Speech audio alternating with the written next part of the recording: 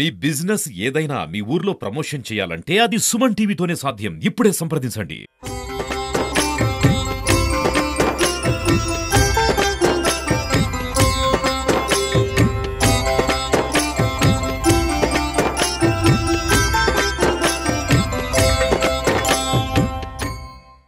భక్త మహాశైలకు విజ్ఞప్తి.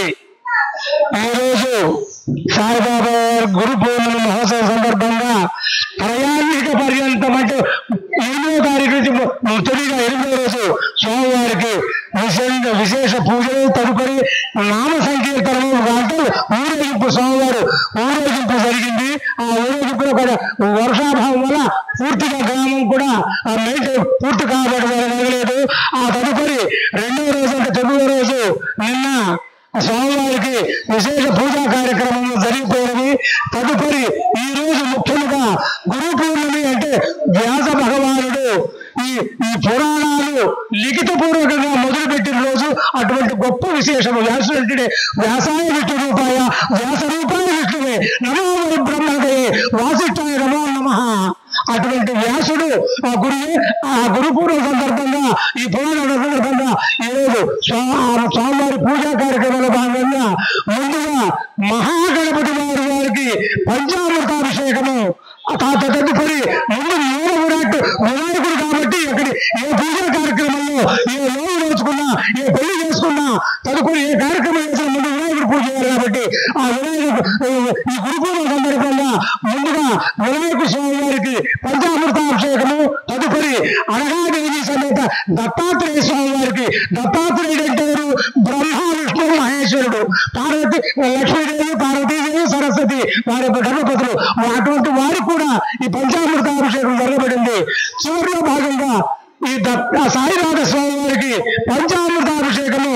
ఇక్కడ వచ్చిన వాళ్ళందరూ కూడా ఆవుపాలతోటి, పెరుగుతోటి, తర్వాత నెయ్యి, తేనె మహా సెంటర్ లోనే అంటే డిపో పక్కన అనగా పోలేరమ్మ అమ్మవారి దేవస్థానం ప్రక్కన వేయించేసి ఉన్న సాయిబాబా వారి గురు పూర్ణిమ సందర్భంగా స్వామివారికి విశేష పూజా కార్యక్రమాలు జరిగినవి. ఆ తదుపరి స్వామివారికి వస్త్రాలంకరణం అంటారు. ఆ వస్త్రాలంకరణ కాగానే మిగతా అష్టోత్తర కార్యక్రమాలు, తదుపరి నైవేద్యాలు కార్యక్రమాలు జరుగుతాయి. కాబట్టి భక్తులలో పాల్గొని స్వామివారికి కృపకు, స్వామివారంటే కలియుగంలో ఈ యొక్క చాలా మంది స్వామిబాబా వారిని దర్శించుకొని తరించి పూజలు చేసి స్వామివారికి కృపకు పాత్రలు అవుతున్నారని చెప్పేసి తెలియజేస్తున్నాము.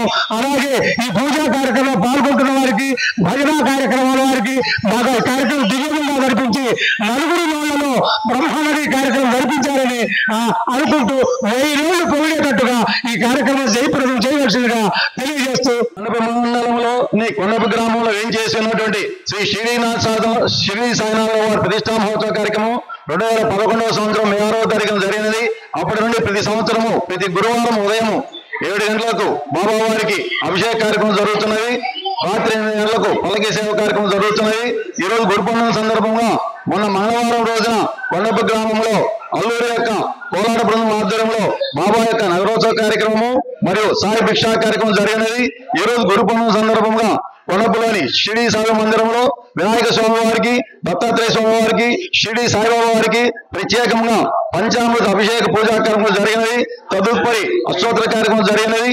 మరియు 10 గంటల నుంచి సాయినామ సంకీర్తన కార్యక్రమం, భజన కార్యక్రమం జరుగుతున్నది. మరి 12 గంటలకి మధ్యాహ్న హారతి అనంతరము మహా అన్నప్రసాద కార్యక్రమం దాదాపు 3-4 వేల మందికి మహా అన్నప్రసాద కార్యక్రమం జరిగినది. సాయంత్రము పల్లకీ సేవ కార్యక్రమం జరిగింది. రాత్రికి శేషాది కార్యక్రమంతో ఈ రోజు యొక్క గురు పౌర్ణమి వేడుకలు బాబా ఆలయంలో ఘనంగా జరుగుతాయి. ఇందులో పరిసర గ్రామాల నుంచి వచ్చిన భక్త మహాశయులు, వివిధ గ్రామాల ప్రజలు, సాయి భక్తులు, సాయి సేవకులు, కమిటీ వారు అందరూ స్వచ్ఛందంగా పాల్గొని ఆ షిరిడి సాయి యొక్క ఆశీస్సులు పొందినారు.